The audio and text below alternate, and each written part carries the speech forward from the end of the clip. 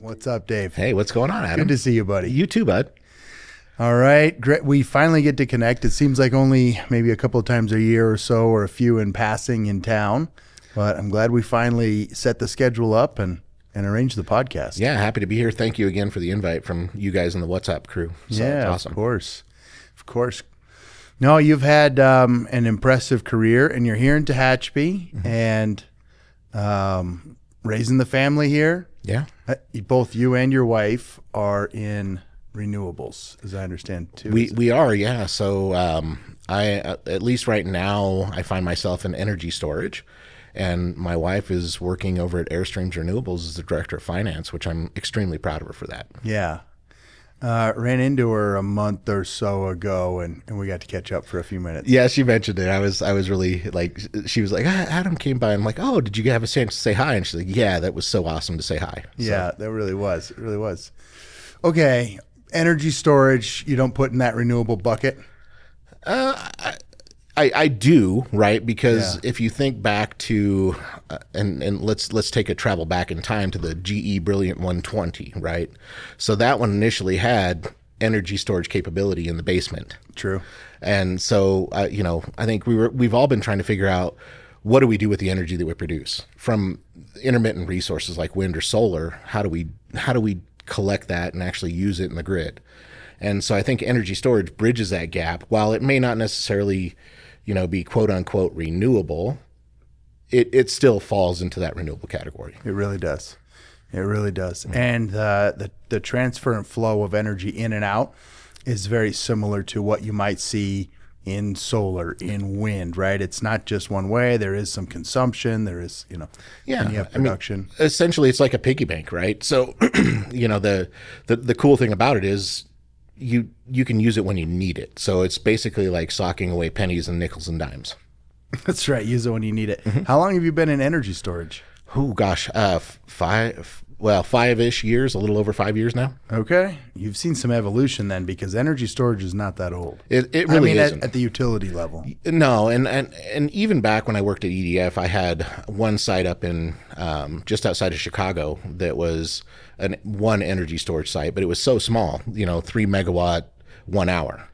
Okay. And some of the stuff that we're seeing now is gigawatt hours. So right. If we think about the trajectory over the course of 5 years, when I first joined, it was 30 megawatts, 120 megawatt hours. Now we've got 1.2 gigawatt hours. Some sites are even bigger than that. Even per container, you're over 3 per container. Mm-hmm. Right? Aren't they 5 to 10 is kind of the range? Or? On the new stuff, yeah. I think that's energy density is one of the things that the market's really focused on right now, and that's how do we get the electricity to the people that need it? Well, we need to store it. Okay, well, we're not storing enough. Okay, so what do we do? And we talk to the OEMs that are putting the modules together and say, okay, we need higher density. And so they've heard that, and they're really working hard to make sure that these new batteries or new modules that are coming out are super energy dense. Right. And so many companies designing, manufacturing, and putting energy storage into the market worldwide. You must have seen how many? I've worked with 6 different manufacturers, and that's just on the module side alone. Okay. And then if we talk inverters, we're looking at 5 or 6 different manufacturers. It depends on whether you're looking for a standalone or a string inverter, but that's really, it depends on on what the design looks like. Mm-hmm. And I get it. That's how many you've worked for or worked with from probably, if it's just maybe 1 or 2 companies that you've been with. And when I go to these shows now, I think I'm staring at like 20 in each category, easy. And then if you go around the outskirts, maybe another 10 that are trying to break into the U.S. market from overseas somewhere. Well, as far as being an integrator or OEM, if you will, like what our company currently does, yes, that's absolutely right. You've seen us, you've seen other players like Tesla, you've seen FPL or NextEra, they're a big one that's in the market right now. But you've got all the other ones that are out there too. CATL, Samsung, LG, they're all coming out with their own standalone systems. So you got Wärtsilä, you've got Powin. It's becoming a huge market and very competitive.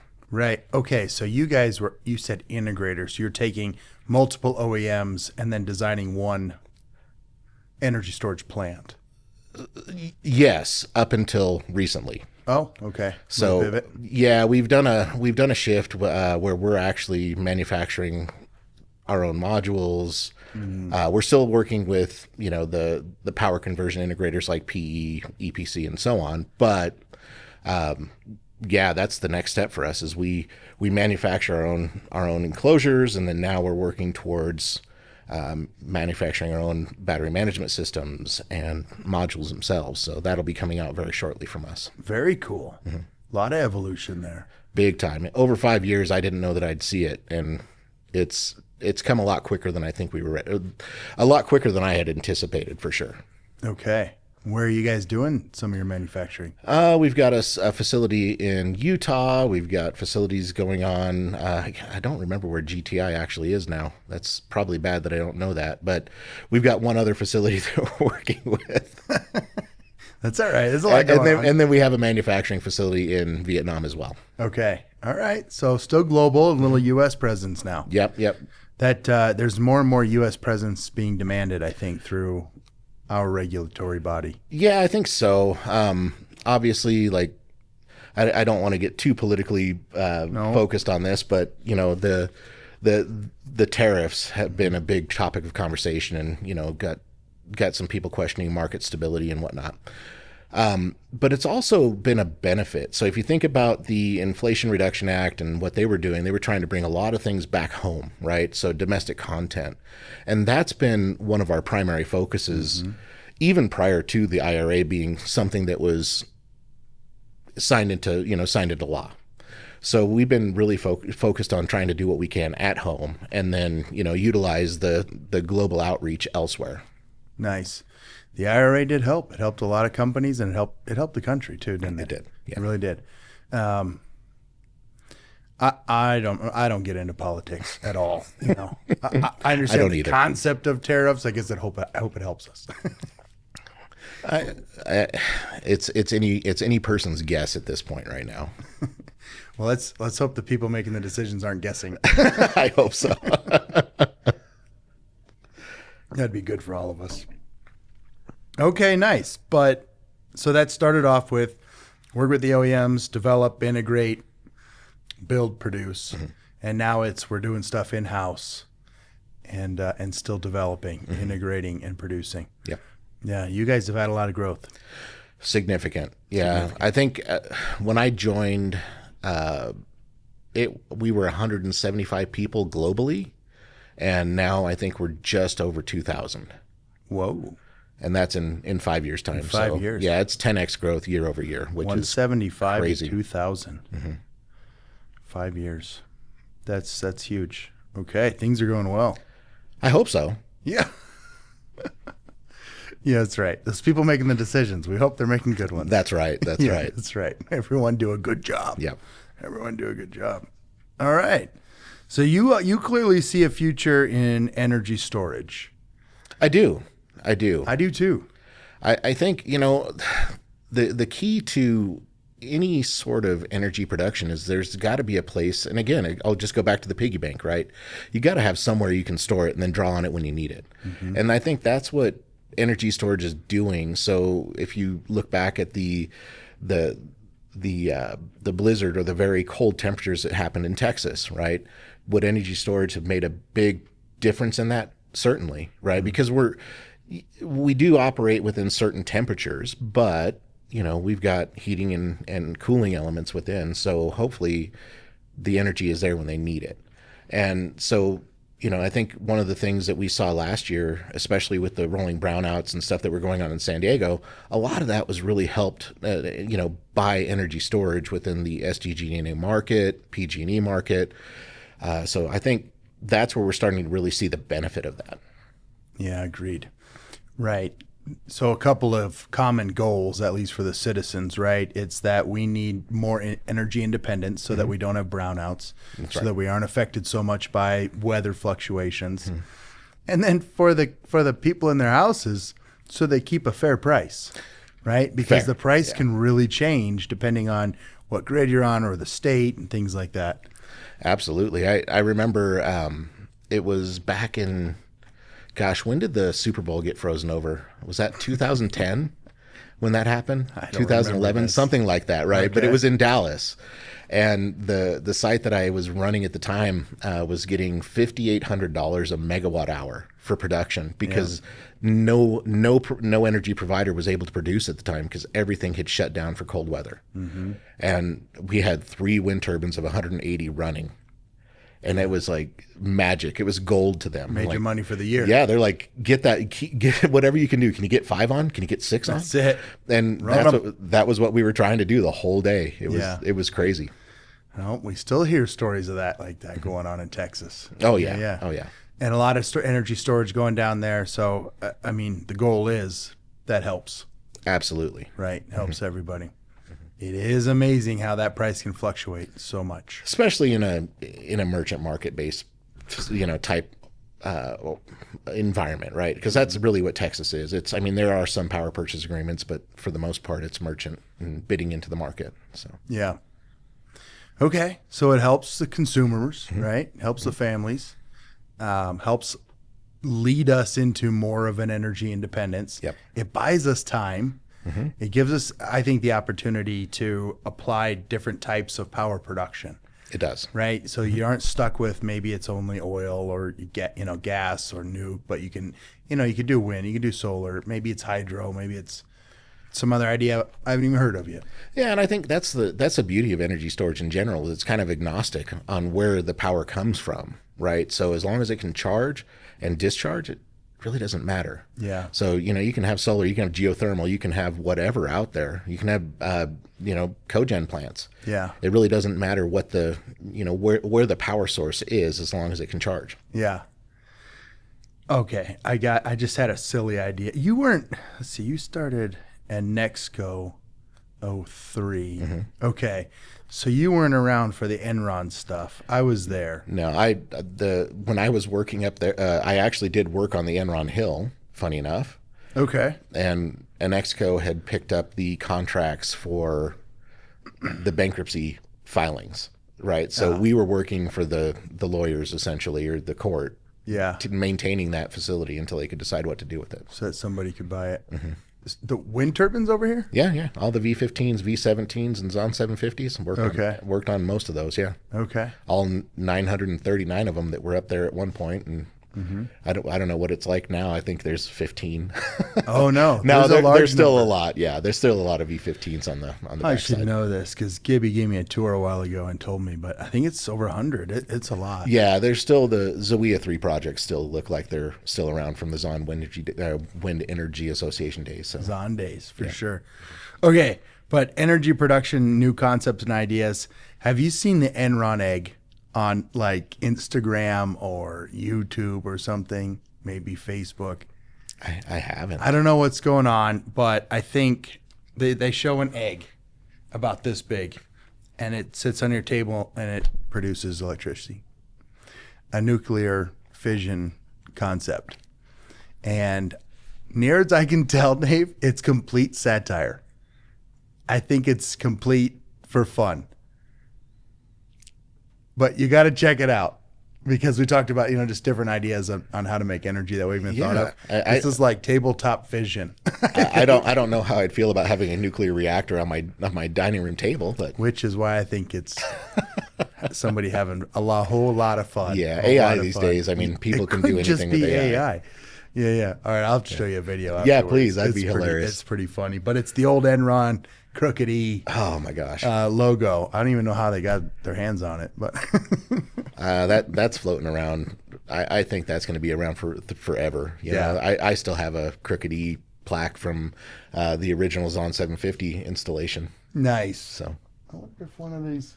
Yeah. One of my. I think that turbine's got it on there. Yep. That one's been around a while. That has.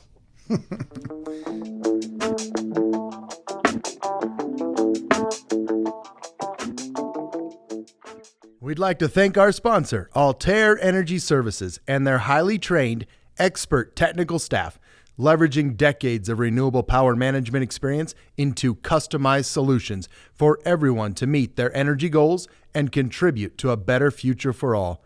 Altair's team of hardworking, respected experts are providing full-scope, turnkey repairs, planned and unplanned maintenance, system upgrades, fully autonomous technical crews, supplemental staffing, and customized dynamic scheduling to fit your power production needs.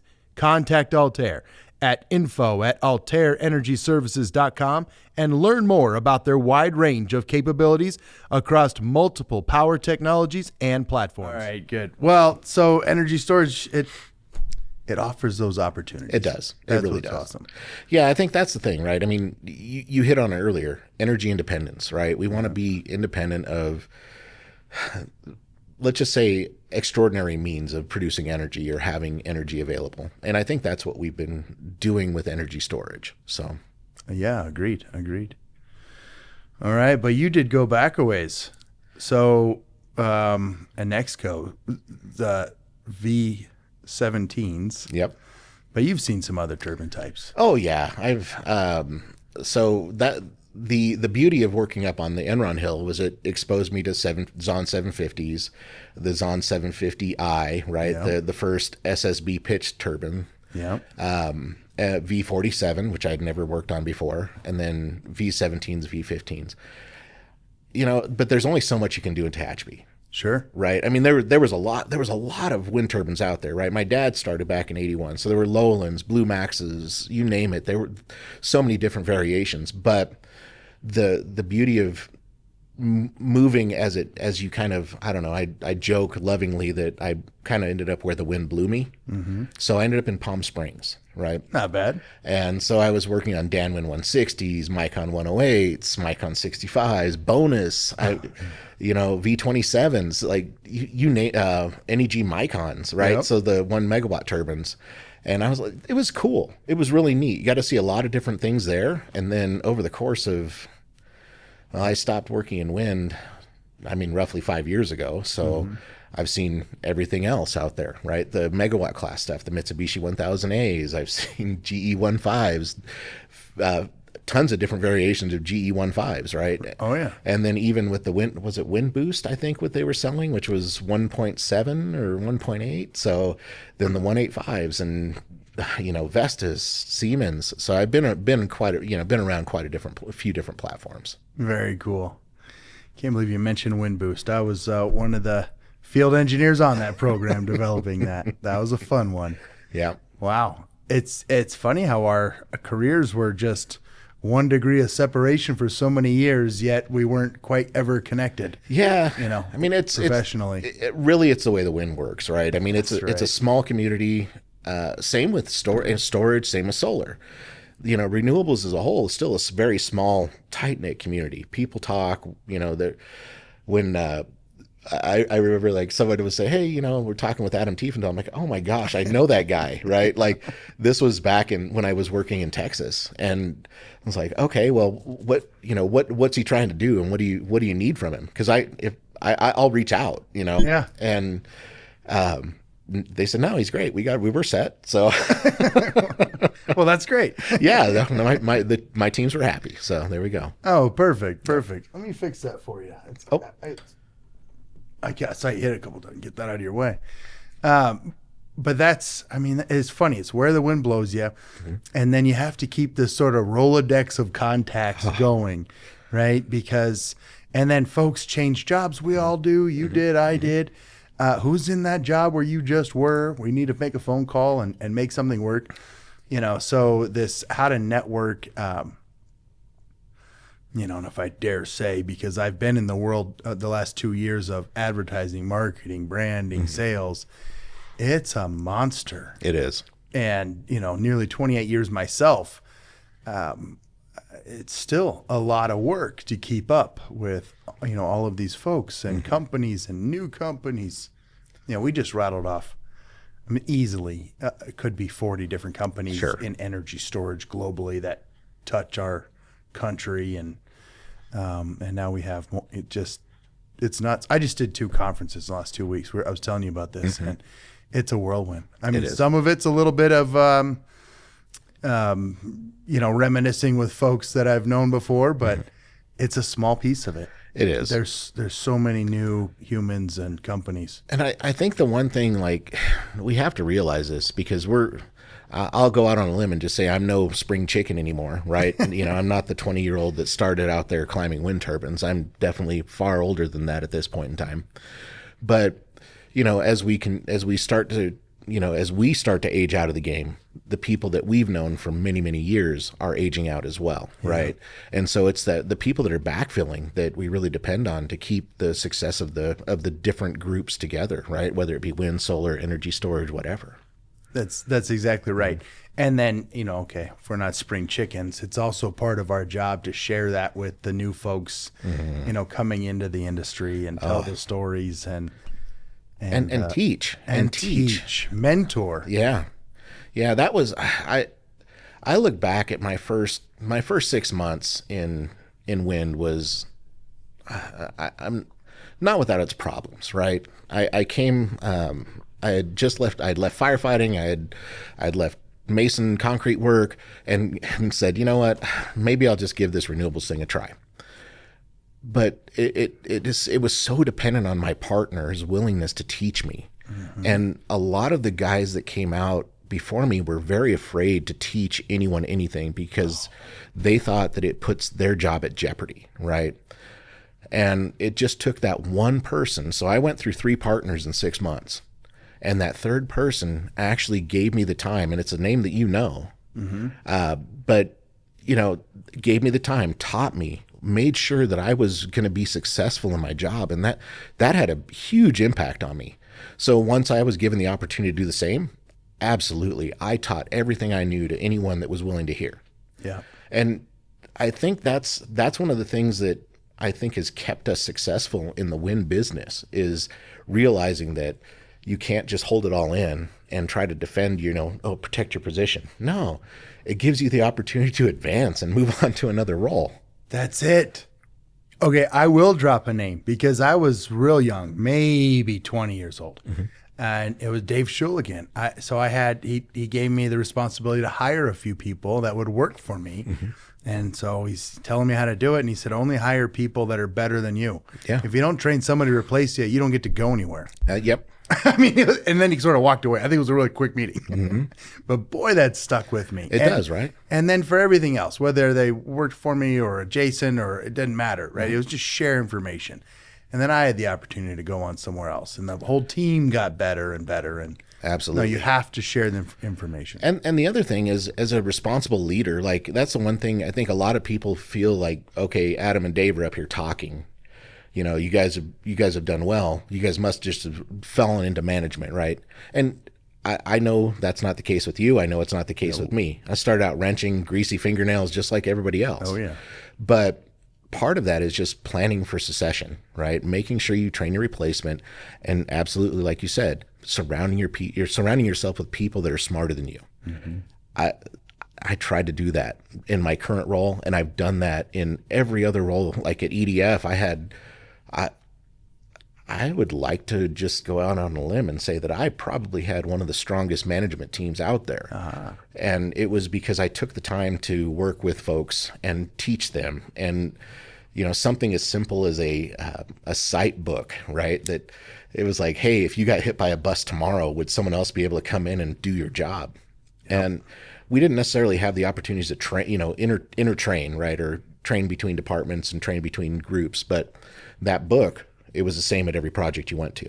Here are the daily responsibilities. Here's how you access this. Here's how you go through that. And so that way, if someone were to go away and we sent folks up to Wyoming to close down projects, I backfilled with a site supervisor, and he had a book that showed how the manager did his day-to-day stuff. Yep. So it was, I think that's one of those things. If we as current people within the industry and the leaders and future leaders focus on that sort of planning, they're going to see a lot of success. It helps the industry grow too, It does. Right? It's like each individual's small part towards the growth, because we need more and more experts. Absolutely. In all spaces. Maybe it's technical, maybe it's wind energy, solar, maybe it's procurement, sourcing, sales, ops, manager, all of the safety, quality, all of these different areas. It has to continue to grow, and we have to share the information. Absolutely. And you look back at the old days, it was 1 and 2 people doing all of that work, right? Procurement, safety could have been the same person back in those days. Could have. And do the quality check tonight, will you? Yeah, for sure. So, part of this is, I hope, a little bit of the passion side of the podcast is that younger folks come up and listen and, get to know Dave and go, hey, this career got you here. I could follow a similar path, and what do I need to know? And you may not find the right folks that are going to be the good teachers and mentors, but I've found that when I needed a mentor, all I needed to do was open my mouth and tell a few folks, and one sort of appeared. 100%. Right? Yeah.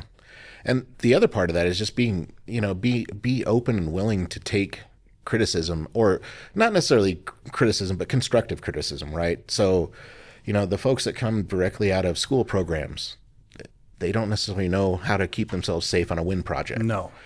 And similarly, the guys that have been in the field for 20 years don't necessarily know how to work through all the different regulations, right? Yeah. So there's a fine line that you have to walk in between that. But, the one thing that I look back on is when I started with an Exco, I wasn't afraid to take on anything, right? So it was, hey, we need someone to go do crane work.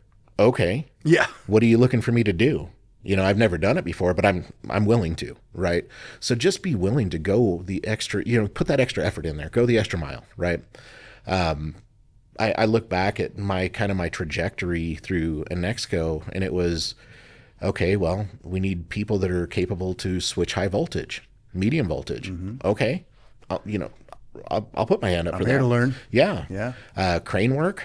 I was a crane operator for 5 years. Oh my goodness. So, there were, okay, and Exco was kind enough to spend the money and put me through the classes and get my certifications. But it just takes 1 second to raise your hand and say you're interested. Yep. The folks that get passed over, and I hate to say it like this, are the ones that sit quietly. True. But even the ones that might want to sit quietly in sort of the group atmosphere, mm-hmm. they can quietly, go to an individual, go to a friend and mm-hmm. say, or to their boss, I could use a mentor. I want to learn more in, XYZ. Absolutely. The word will get out. Yeah. Just don't be afraid. I mean, you don't have to do it in a group setting, right? Right. And that's not me. I don't do it in a group setting. I won't be like, I'm very much the, hey, the chat that you had with us about 2 hours ago, I'm pretty interested. Yeah. And that was just going, or giving that of myself and saying, okay, I'm uncomfortable being comfortable, or comfortable being uncomfortable, right? Is the way you kind of have to approach it. Like, go out there, make that extra effort, let someone know. Here's the other thing, and I probably only got this, I want to say about 15 years ago, so it was about 30, mm-hmm. When I finally understood, and from another couple of mentors who probably told me several times, you need to do this. They said, find the person that has the job you want, mm-hmm. or find the person that is the manager for the job you want, and reach out and say, I'd like to have a career discussion. That simple. Ask for a career discussion. And I bet I probably heard it in my late 20s and was too scared. Mm-hmm. To be that bold, right? But by the time I was about 30, I was more comfortable. Sure. And I reached out, and you know what they did? Every one of them set up an hour. And I just said, I want to work for you someday. How do I get there? Mm-hmm. And that 1 hour turned into like 2 or 3 more spread over 6 months. You got a little bit of an extra higher level mentor saying, here's your path. Go work on this next. That'll take you a year. That'll take you 2 years, mm-hmm. right? And you get this career. And all of a sudden, I'm like, I have a map to get to where I want to be mm-hmm. that I never knew existed before, but I had to write the map. For sure.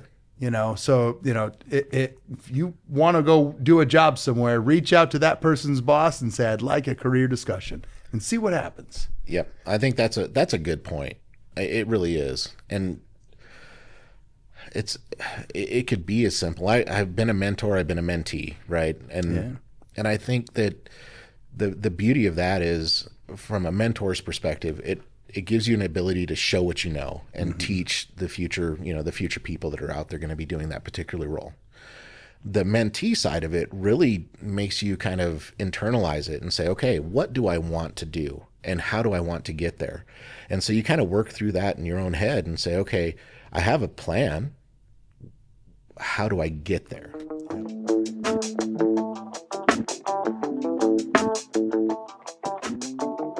We'd like to take this time to thank another one of our wonderful sponsors, Podge Engineering. Podge Engineering, making wind and solar all we know it can be. Are your renewable energy assets underperforming or not performing at all? Did you expect many years of longevity and they're failing on you now? Podge LLC offers many customized, engineered products and solutions to get these assets back on track. Podge Engineering also performs root cause analysis, engineering services, procurement, and construction. Visit podge.org. That's PADGE.org.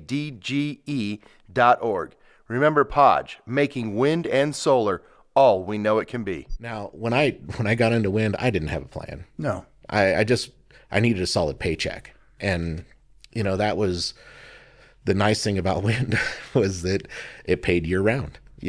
Concrete work didn't pay year round. Seasonal firefighting didn't pay year round, right? So, I was like out there saying, okay, now I've got this. I've got insurance. I've got the things that are important to me that I hold dear, right? And now you sit back and look, and I've got a family, wife, 2 kids, and, they're well cared for. I mean, obviously we talked about my wife working over at Airstreams, but, she wouldn't have to. She doesn't have to if she doesn't want to. But she's a very driven person and wants to help benefit the folks working in renewables and a trade school. So, love that. How are the kids doing? Oh man, they're a mess. They're as it should be. Yeah, no, as it should be. I'm so proud of them. My oldest just got done with a very, very good season at JMS at the middle school here in basketball. And so their team, the 6th and 7th grade girls, went undefeated, like beat everybody by 20 plus points kind of year. And so she's a 6th grader, so she's going to be on that team again next year. And I just see endless opportunities with that, which I'm heartbroken a little bit because I'm a soccer player, right? I grew up here playing soccer, played for the high school, go Warriors, go Griffins. But now you're a basketball dad. Now I'm a basketball guy, which, as I've gotten older, I'm probably okay with that because it's an indoor sport versus an outdoor sport during the winter here. So, it makes a little bit more sense. But no, she's doing great. And then my youngest, oh my gosh, she is this. If ever there was a mini me, that's her, right? Her. She's got the same character, the same personality, the same temper. Like it's hard because when you're going against yourself in an argument, you don't win. No, you don't win. You don't. Nope. You really don't. I understand this. So, but no, I mean, they're doing great and they're involved in all kinds of crazy stuff and they keep the wife and I extremely busy. So you may even see me out there in Bear Valley here soon. I'm going to be out there helping coach a soccer team. I don't want to say coaching, helping coach a soccer team. Nice. Okay. When does soccer kick off? Spring league starts here next month, I think. Oh, wonderful. Yeah. All right. Well, I'll be cruising around looking out. There you go. You know where to find us, right? I know where to find on a Saturday. There's only one soccer field out there. That's right. There are a lot of kids out there now. Oh man, it really boomed in the last few years. It did. Yeah. Well, good. More kids, more teams, more time to play. And I think those are good positive outlets for the kids too, right? Yes. I look back at like all of this stuff now, the screen time and all this other stuff. Man, when I was my oldest daughter's age, I was still out eating dirt, like spoonfuls of dirt off the ground. Playing baseball at West Park, that sort of thing. And now they've got, mini computers in their hands and just right.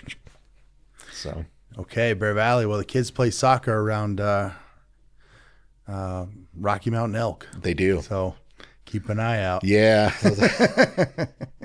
I haven't seen the big boys out there in a while. They like to hang out by the golf course. Yeah. That tree line behind the soccer fields, though. Right there. Yeah, I've seen them there too. Once in a while. Yep. Good. Well, that's when they're going from Cub Lake to the golf course, I think. Yep. Yeah. Probably. Morning bath and then golf in the afternoon. Exactly. Quite the life for an elk. All right. I'm glad the kids are doing good. You certainly are excited about being a dad here and doing all the sports. If you're a basketball dad, assistant soccer coach, you're doing all the things. I'm trying to. I mean, it's hard, right? I think we try to stay engaged in things that we actually support, right? So, how do we do that? And there's been opportunities within the school district. So I'm part of the school site council for Tompkins. I'm on the facility advisory committee for Tompkins. So we meet, monthly and with different administrators and talk through that stuff. So I think it's important to stay involved in the community in which you reside. Right? 100%. So 100%. And there are times when you have the bandwidth to support the community and times you don't. But when you do, I always recommend go volunteer. Yep. Go do something for your community. It's super rewarding. It's super rewarding. I did, I guess T-ball, and then it kind of turned into baseball. And I was never very athletic for at least team sports. That wasn't my thing, but I volunteered and did what I could. I was assistant baseball at one point. Nice. And then they needed a new concession stand. I'm like, I'll build it. I can build stuff. And I mean, I'll do that job. That's impactful too. Yeah, right? You bet. You find a way. Yep. Oh man. What do they call them? Youth leaders at the church. They're the parents volunteer. Yep. And then I was on the board for my community HOA for a few years. Grew up, so now I got to help out another way. My kids are grown and gone. Yeah. Well, Yeah. Now it's time to, I don't know. We'll have to figure out. I'll figure out something for you to volunteer for. So I actually had to resign from that to start Altair with my friends because that consumed 100% of my time. Sure. Yeah, I think I got another full year or so in my life, but that's how it goes. Yeah. They're phases. Absolutely. When you don't have time, there are phases when you do, and then you better. And volunteer. even when you think you don't have time, you probably do, but believe me, I'm in the same boat, right? Yeah. I mean, I'm in a master's program right now too. Oh man. So it's like, I've got school, I've got these committees, I've got the kids, I've got this, and I wouldn't trade any of it right now. I love absolutely everything that I'm doing. School, not so much all the time, but gotta try to maintain honors. So. That's great encouragement. That's right. We can all kind of find the time. Absolutely. Yeah. Absolutely. Yeah. Excellent. Okay. Just going. So, what were some of the just kind of keeping on the career stuff? What were some of the jobs you had in wind after technician? Because you started as technician. I did. Yeah. So it was. I guess the next big step was tower rescue trainer. Okay. So I worked with someone you probably know, Rick Hatfield. Oh yeah. And so I worked with him up here on the Enron Hill, redefining the program, making sure we had the right equipment, and worked. Part of my experience with CAL FIRE CDF helped with that. I did high angle rescue and recovery, so I was able to work through that pretty easily with him. What years was the tower rescue? That I did tower rescue, that would have been 04, 05 probably. Okay. Were you still teaching rappelling, or were you cut over to? We weren't dropping drop dead Fred yet. Okay. Yeah, so we were still able to rappel out as needed. Okay. Lower the Stokes basket or the sked, right? Okay. Lower all that stuff down during training, right? So that's back when it was still legal. And oh my gosh, I'll never forget that day. I was being lowered out of the back of a 750. You were on the stretcher? I was in the sked.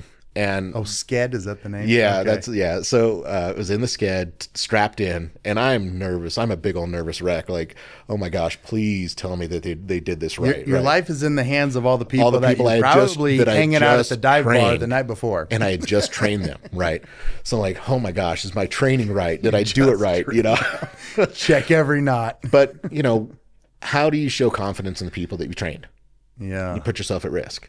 Now, the funny part is there was a site tour going on that day. So we had a bunch of executive leaders and whatnot. The head of our risk management group happened to be there that particular day and see a live person waving hands coming down out of the sked basket. she wasn't entertained. So shortly thereafter, we had to use the 185-pound dummy. Oh, man. All right. Yeah. Well, I go back to those days. Oh, yeah. Yeah, that was the fun. And you got like a week, Yeah. right? And I loved how it was so involved. I mean, there was nothing about rappelling, getting myself out, getting my partner out that I didn't know. Yep. There was no knot that I didn't have memorized. There was Absolutely. no tie-off point that I didn't have committed to memory. There was no weight rating on a rope, a harness, a carabiner. I knew it all. Yeah. And I would climb more turbines that week or climb more times that week than any other week because every time I climbed, I got to rappel. And I was like, It was the benefit. that was the fun part. Yeah. Yeah. Yeah. Yeah. I remember how many times I had to climb to change an encoder, and that would have been maybe 1 or 2 times in a day. Right. Because, maybe I can reset this fault. Maybe I can reset this fault or change a configuration, and anything to not have to climb. But on tower rescue days, oh man, Oh, yeah. Yeah, I'd it's good push 4 or 5. Absolutely. Like, I can do it again. yeah, Okay. Tower rescue training, 0405. And now it's, you don't get to rappel. no, I mean you do to an extent, right? You've got your rescue kit on you. I think you get to go 20 feet or it's something smaller, right? Well, There's, the escape kits. I mean, it depends on the situation, right? So if you get to use the gear. yeah, and I think that's still pretty fun. I mean, I've Yes. used a bunch of different systems there too, and Yeah.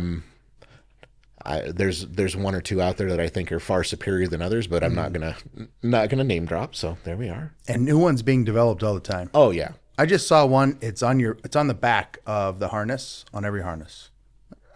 Maybe interesting. it's pretty slick. I saw the demo online, and I thought that was pretty cool. Yeah. Everything is self-encapsulated and just pretty neat. I worried about the wear and tear of it being on the back all the time because I'd never had a harness or a coat or anything that lasted.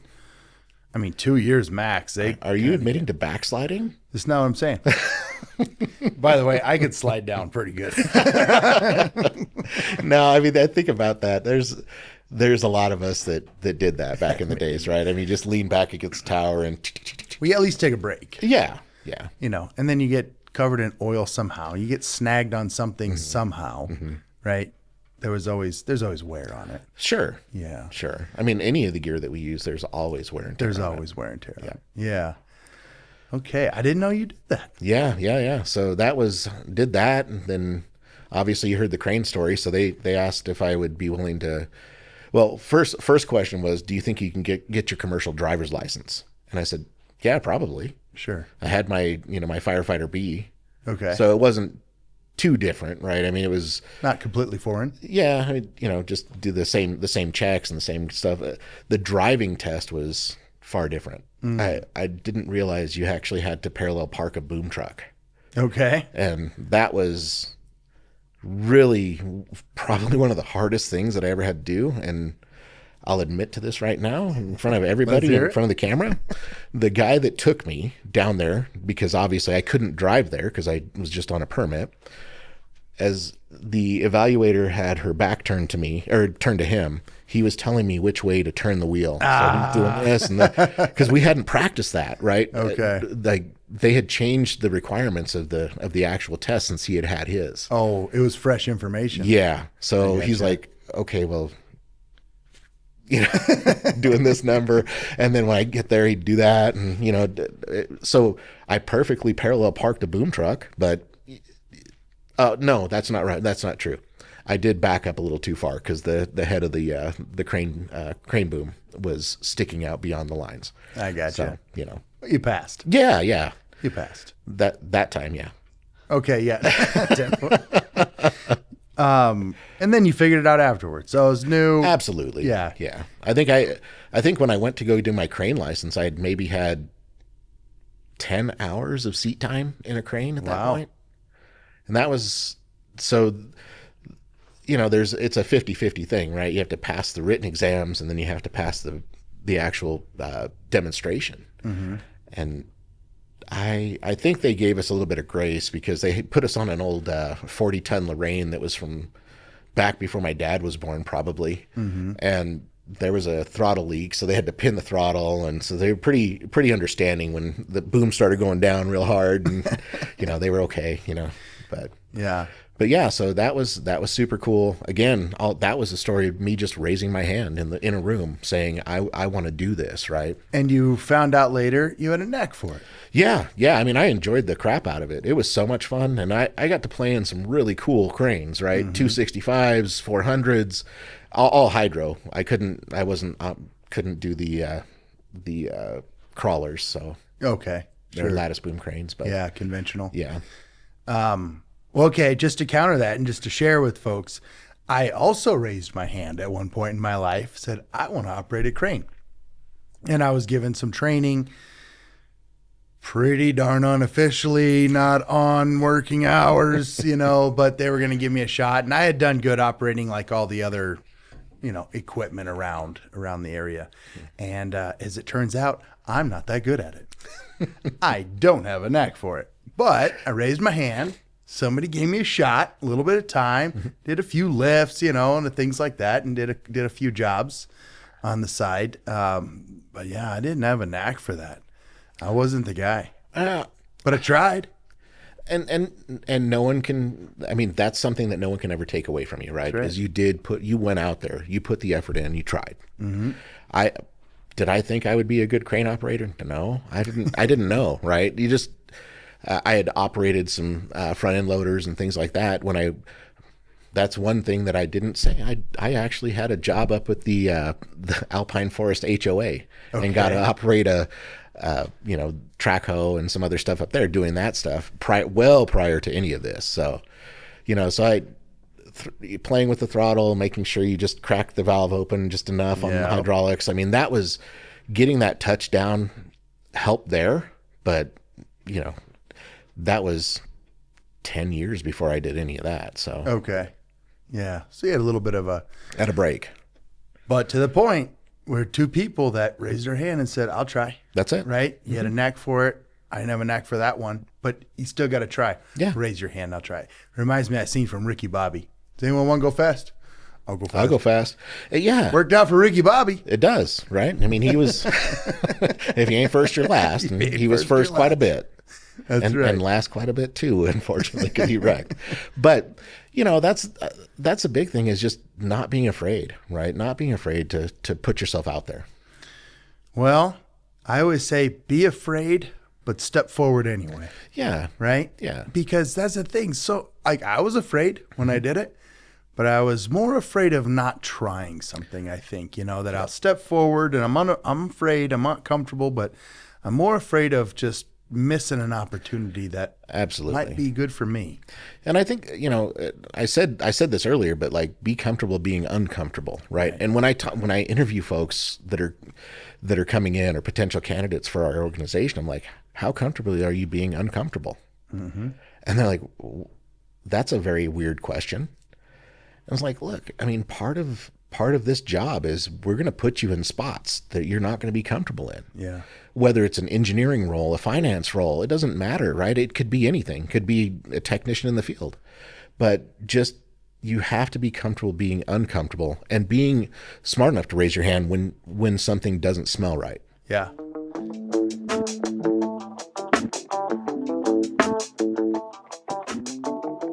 In today's fast-paced industry, having the right tools isn't just an advantage, it's essential. That's where ETI Energy Tools comes in. With over 75 years of industry experience, they deliver strategic procurement solutions that enhance safety, efficiency, and cost savings. ETI provides industrial tools, safety gear, test and measurement equipment, and heavy repair solutions, all backed by a vast network of manufacturers. Whether it's tool kitting, PPE standardization, or high voltage tooling, ETI saves companies time and money while ensuring they have the right tools for the job. Contact ETI at etienergytools.com to learn more and gear up for success. I don't know. It just seems simple, right? Like, even if if we just relate it to being dads for a minute, it's the childhood experience that we just never stop as humans doing. Yeah. I wouldn't be driving a car if I stopped because I was scared. Mm-hmm. Every kid that first gets behind the wheel of a car, right? Not every kid, most kids, there's some fear there. Oh gosh, yeah. Right? Yeah. And that's something that, like, most all humans need to have that skill. Absolutely. Right? And you can pick lots of them. I mean, I don't know, what's the basic one? Cooking. I mean, you got fire, you have heat. It's scary at first, I suppose, if you're 5 years old and trying to help mom and dad in the kitchen, right? You got to be able to do it. And absolutely, as we age, I think we need to remember what it was like to be a kid. And it's hard. It's hard. We got to remember what it's like to be a kid, though, else we stop moving forward. That's it. And like I said, it is hard at times to remember what it's like to be a kid and the wonder that they're dealing with. Like my oldest, she was 9 and she made scrambled eggs for herself for the first time, and she was so proud of herself. And I'm like, okay, so what do we learn? And it's like, okay, well, you turn the heat off whenever you're done and blah, blah, blah. I'm like, good. And you move the pan away, right? And she's like, yeah, and you move the pan. And so it was just sharing again what I know with her to help, one, benefit her, but also to make it safe so she's not going to burn the crap out of herself. Right. So. Yeah. Okay. I love that. Mm-hmm. What next after crane operator? So I went to Palm Springs and took over as the head of safety for the Palm Springs area. So I was working, doing safety meetings, improving safety trainings. I'd gone to OSHA rigging training. So obviously as a crane operator, they wanted me to come back and teach that to future riggers and things like that. So went there.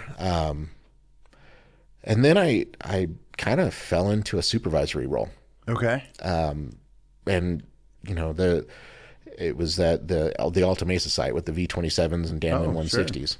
And so I was running that site, and it was the first time I'd been in a supervisor capacity, at least in wind, right? I tried to follow suit with kind of the old school mentality that had been kind of ingrained in me from my dad, which is rule with an iron fist. They'll respect you because of it. Oh boy. And in that particular workforce, it didn't work that way. No. It took me a while to gain their respect again. Sure. Because I came in like I don't want to say Gestapo, but just I came in very forcefully. Like, look, if I can do this in this amount of time, you guys should be able to do it.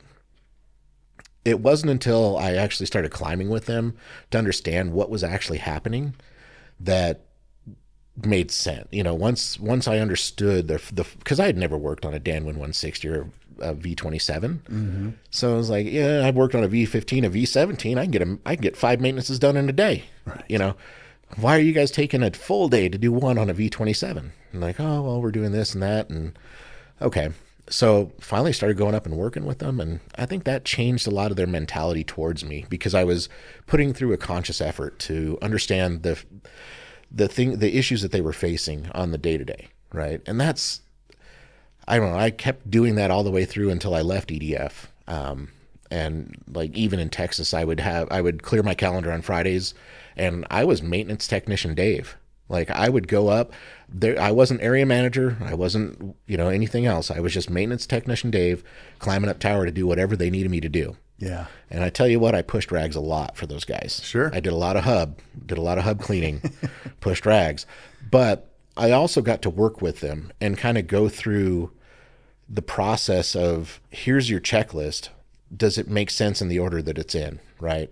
So think about it as a spaghetti diagram, right? So starting from loading the truck for the day all the way through to finishing that first tower.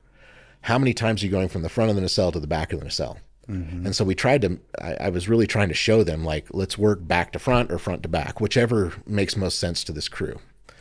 And once they figured that out, man, we increased efficiency, but it was like, man, we love it when you come up and do maintenances. Why? Because you get to order me around?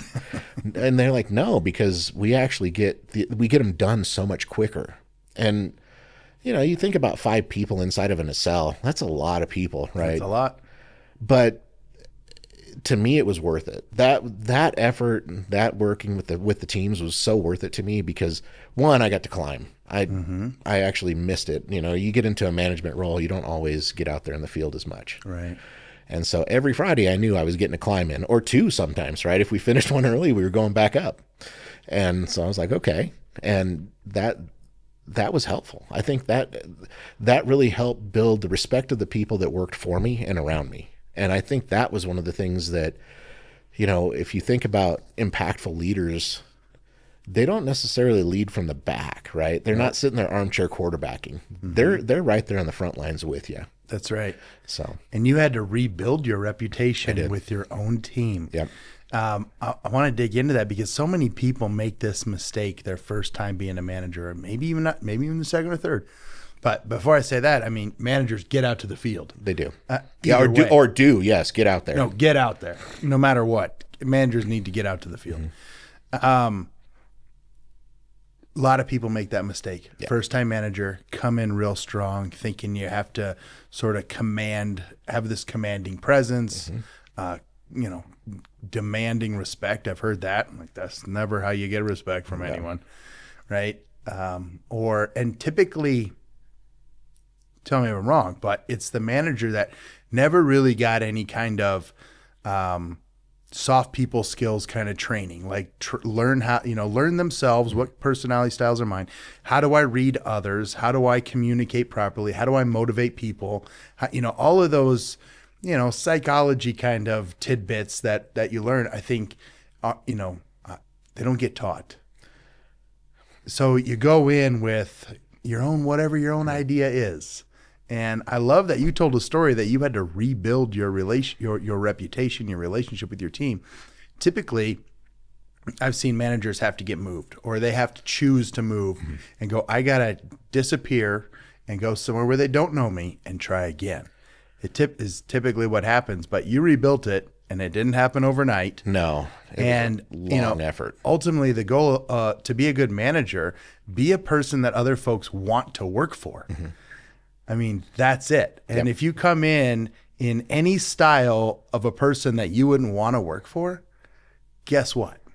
They won't want to work for you either. Absolutely. Yeah. 100%. Major kudos for rebuilding your relationship with the team. I'll just say I had a good mentor at the time too. Okay. That kind of led me down that path, right? Like you can't found a mentor. You can't necessarily. He's like, you can't operate like your dad did, and he knew my dad, right? Because so he's like, you can't operate like your dad did. I'm like, is that what you think I'm doing? And he goes, that's what I know you are doing that. I'm like, all right, okay.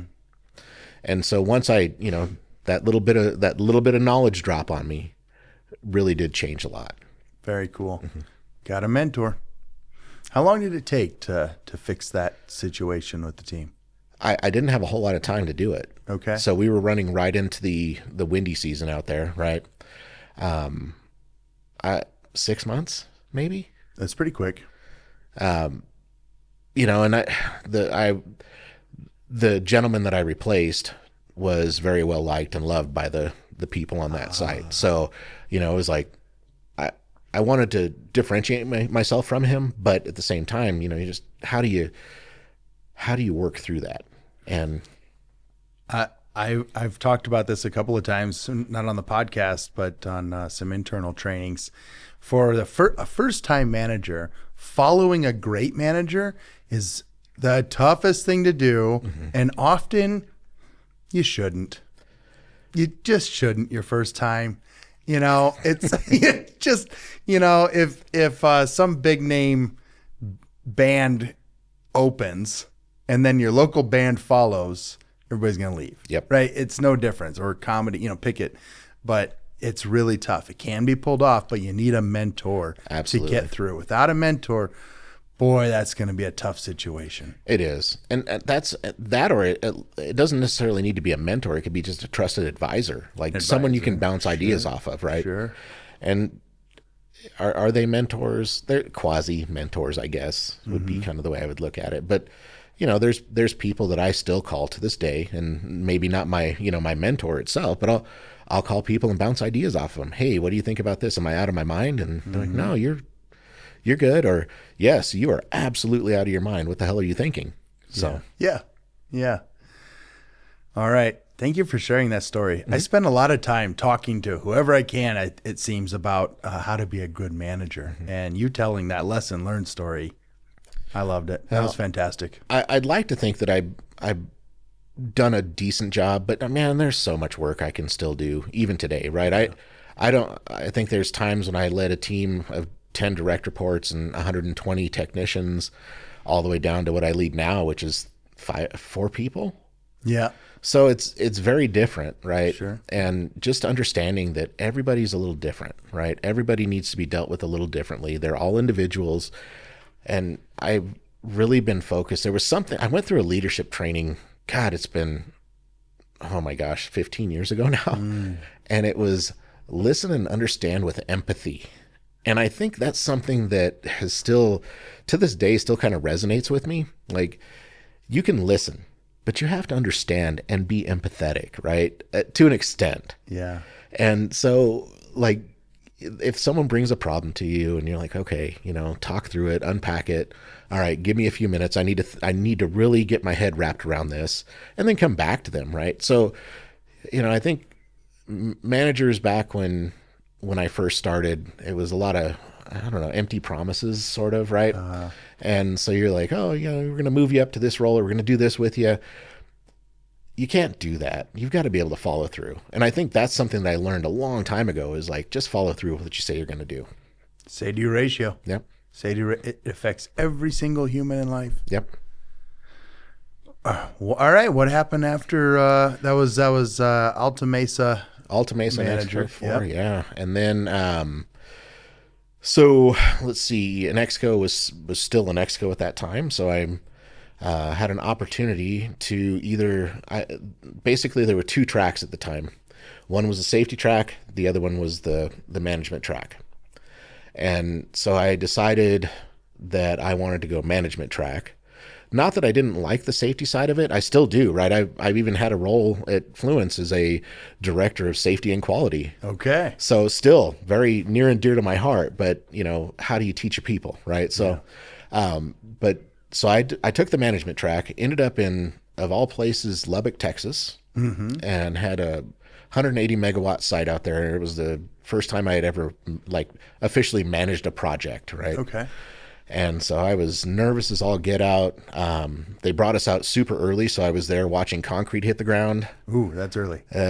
I'd been married all of a month and a half when I went out there, and she stayed back in Palm Springs. Oh boy. And so, yeah, that almost ended our relationship. Lots and lots and lots of hours, right? I mean, you've been on construction jobs, you know how it goes, right? You have to be there when the work's going on. So I'd show up at 2 a.m. for concrete pours in the substation and stay through, sometimes 8 or 9 o'clock at night while I'm watching foundations get poured. Yeah. And basically whatever the company needed me to do, I was there because I was the only representative for our company there at the time. Okay. So, that's right. No one cares what time of day it is. No. Birthday, Christmas, rough, it doesn't matter. Man, rough. Work. Exactly. Yeah. So did that for a little while, and then really helped. Let's see, there was a transition from an Exco to EDF at that point in time, and so I was an EDF employee, but still an Exco employee, right? So it's still all the same players, just a different shirt. Yeah. And moved on. So I was helping with business development and trying to really boost that central Southwest region. So Texas, Kansas, Oklahoma, New Mexico, Colorado, we were really all Oklahoma. We were really all over that, trying to really boom, build our presence there. And so I helped get some pretty good contracts out there with some folks. And then the opportunity was to become an area manager. So we moved to Amarillo. And so I jumped up there and, oh gosh, what do we have? 1, 2, 3, 4 sites within a 30-mile radius. Yeah. So, I was basically planted perfectly for all that. And did Crystal go with you to Lubbock, or she stayed back here? She came out eventually. Yeah. Okay. It was, I think I took 4th of July weekend off because it happened to fall on a weekend that time. And then we drove loaded a moving truck and came out. Okay. And so she wasn't, I was living in a Staybridge right by the university there, Texas Tech. So guns up. But so that was a lot of fun, and she got to come out for a job hunting trip and a house hunting trip, and but yeah, they were great there at the hotel that I was staying at, and then we found a little rental place and then bought our first home, which was huge for us, right? Only being married for a short period, and going out and saying, okay, we're actually going to commit to this and buy a home in Texas. and so yeah, I mean, at that point, we just kind of bounced around wherever we were needed.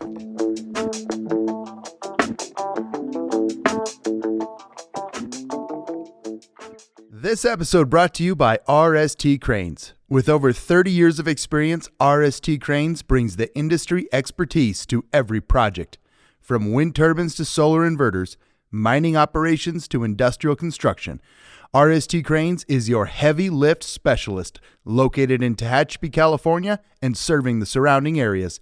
Contact RST Cranes for your next project at www.rstcranes.com. At one point, I had 13 sites, lots and lots of people working for me, different types of agreements. So there were some where we had, the OEM on site managing the projects for us. There were some where we were there doing it. Lots of really cool deals out there. And then we just kind of, I felt I started to stagnate a little bit, right?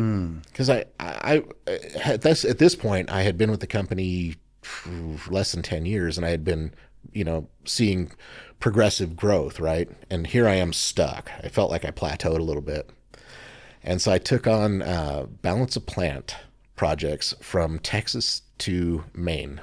Oh, all right. And that was super fun.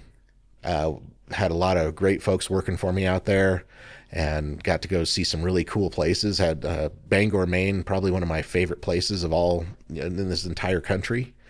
So just really enjoyed it. Stephen King's house is there. If you haven't been to Bangor, you got to go check it out. I need to go. I'm going to check that out. Yeah, it's just as spooky as you think it would be. So gargoyles and crazy stuff. It's awesome. That sounds fun. Yeah.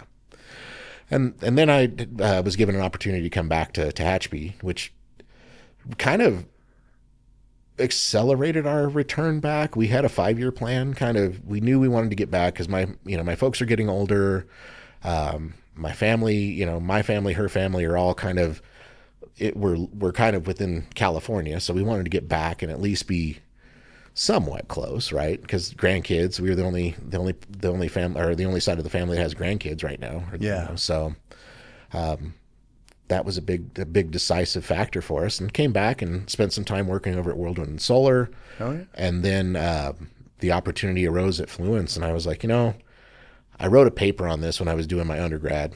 I probably ought to jump into this, because the reason why I referenced the Brilliant 120 is part of my business degree was sustainable enterprise. And so I wrote a paper about the GE Brilliant 120. Yep. And how I thought it was cutting edge. Sure. Even though it was abandoned. Yep. But, and understandably so, right? The technology wasn't ready for ahead of its time. It was. Yeah, certainly. Yeah. Okay, that's good. So, and here we are today with Fluence. So I've had several different roles here at Fluence, but love what I do, and the people I work for, they're awesome. And we have I don't know, I think we've got a pretty cool product. So yes. Yeah, for sure. Mm-hmm. Okay. This industry has been amazing for your career and family. Mm-hmm. And you kept moving around because there's more opportunities. Yeah. Raise your hand, find a mentor advisor, and look what happens. That's it. You get to have a career, do a bunch of amazing things, move, travel, buy houses, have kids,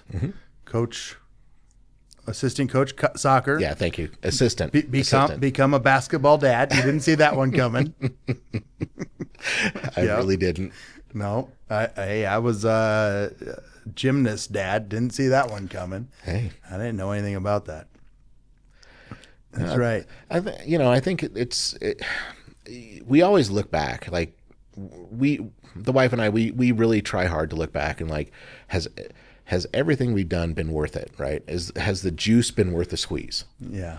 And I don't know, man. I fought renewables. My dad told me back it was in the 90s when I was, graduating. He's like, you should go into renewables, go into wind, and gosh, you talk about someone that's been around forever. He was at Oak Creek, Sea West, FPL, and Exco. So he's been all over the place, right? You're second generation. I am. Yeah. Yeah. So second generation renewables. And so, I was like, nah, Dad, whatever, man. I don't want to hear what you have to say. And really, I mean, renewables has been a blessing for us. I think that's I look back on it, and the juice has absolutely been worth the squeeze. The juice is worth the squeeze. Yeah. Second gen renewables. You know, I mean, you already said you're not a spring chicken, so I'm going to say I think you're the oldest second gen renewables person I know of. Maybe. Yeah. Maybe. Yeah. Well, my dad wasn't a spring chicken when he got into it either. So I got to write that down. You might not have wanted it because he said do it. You ever think about that? I guarantee. I guarantee Okay. that's what it was. Right? It was me being defiant. That's right. That's right. We have this chat in my house because my son is now in renewables. I can tell you there was a weird 7-year period. But you know what's the funny thing about it is, like, when I first started in the industry, we talked about it a little bit. It was never like, oh, you know, I'm proud of you for going into it. Yeah. It wasn't until I surpassed him that he's like, man, I'm so proud of you. And those are things like, I don't know. We grew up in an age where parents didn't really, or at least, I don't know, maybe your dad did, but my dad definitely didn't like outwardly come out with compliments. Right. So to hear that from him at, gosh, we were still in Amarillo at that house. So I hadn't turned 40 yet. So I got to hear it before I turned 40. Yeah. And that was really meaningful to me. So Yeah. Oh man, those are worth it. Yeah. No, those are sparingly and given out and very special when they are. They are. Yeah, 100%. All right, second gen. I'm writing that down. I wonder if anybody can beat you. That's pretty good. Yeah, there's a couple people I know out there that are Is that right? still a little older than me that are still in renewables. And they're second generation. Yeah. Okay. Yeah. Well, it makes sense that you have that network since your dad Since was I in got it. Well, since your grew dad up was in in it. it. Yeah. So you probably had some other connections Yep. through dad. Probably, yeah. Yeah. Just I don't know, man. I look back at the early days where they still had the waist belts and all the other stuff that they did instead of, you know, it was I do you remember the show that was on the Weather Channel, Turban Cowboys? Sure. Were you even on that? No, show? well, I Okay. wasn't on it. But Okay. I mean, it was like, it wasn't very long, right? Like 6 episodes. Yeah, it was 6 or 8 something. episodes or Right, something like yeah. that. Yeah, but that really was the cowboy days. Yep. Like, I can't even imagine. I can't even fathom climbing with just a waist belt on. Yeah. It's scary. Right. Scary. Right. Did I do it? Oh yeah, you bet. I remember making a belt out of a rope at one point because there was no harness around, and I wanted to get the job done. When I went through the fire academy, they taught us how to tie our own seat and Sure. chest harness with 1-inch webbing. Oh yeah. So I could tie you one right now if you wanted it. Yeah. I don't know that I remember how to do that anymore. I don't either. It's been too long. That's pretty good. I forgot that part. I could We'd tie all sorts figure of it out knots. though, wouldn't we? Oh yeah, We'd figure it out. Yeah, you know, it'd probably be a backbreaker, but you know, hey. Yeah, that's right. Ooh, yeah. It won't be very comfortable. No. Oh my goodness. You've had quite the experience, and it's worked out. Juice is worth the squeeze. I've said I haven't met anybody that's put their time into a career in this industry where it did not work out well. It works out well for everyone that I know anyway, that you know, squeeze, dedicated themselves to the It all industry, comes down to the career. commitment, right? Right. And I think I would venture to guess that you're probably 99.9% accurate there, right? There's been a couple that have really put themselves out there that Didn't work out. but you know, that I know of. But for the vast majority, sure, absolutely. If they put the effort in, Put the effort in. yep, Put the effort into whatever you do in life. Absolutely. Or don't bother doing it. 100%. Don't bother doing it. Yeah, it's not worth it. Everything that I do that I don't really put in the effort, I'm horrible at. I'm horrible. You know, Yep. You can't be great at everything, right? Like, No. you know your space. I know my space. Yep. Yeah, there's plenty of things I'm not good at. There's tons of things I'm not good at. One is basketball. But I here go, we are. But I go out there, and I go out there every afternoon, except for these last couple of days because we've been weird weather. And shoot hoops with my kids. Yeah. So I am horrible at basketball. My wife is amazing. So when it was basketball team in our family for the kids, It was pretty much just making fun of Dad. But yes, I was out there trying. I don't know. I know your wife. Yeah. And I can't imagine her being a basketball player. I don't remember her being a basketball player either. She was. That also shows how old I am. I've forgotten more than I remember anymore. So yeah. No, tiny and quick and could hit the hoop. Man. Yeah. And my wife is actually pretty darn good too, which is crazy, right? Like she's all of 5 foot nothing, and I don't know. There's plenty of times where she can outshoot me. We go out there and play horse or whatever with the kids, and she makes shots that I can't even make. So no, I never won a game of horse in my life. Not a chance. I know my space, but hey, I'll try. That's it, right? You'll go out there and give it the effort. Someone's got to lose. That's it. I'll be that guy. And first one out's the first one to sit. So That's right. That's right. Oh my gosh. All right. Thanks for telling the family stories too. Yeah, no, love it. I mean, thanks for having the opportunity to do so. Because I think that's, I think we can put on a pretty good facade. Like it's all about, oh, we're here for renewables, we're here for that, but we're all people too. Mm-hmm. And I think that's important for everyone to understand is no matter where you come from, walks of life, but you're a person. So let's try to make people understand that. That's right. Mm-hmm. That's right.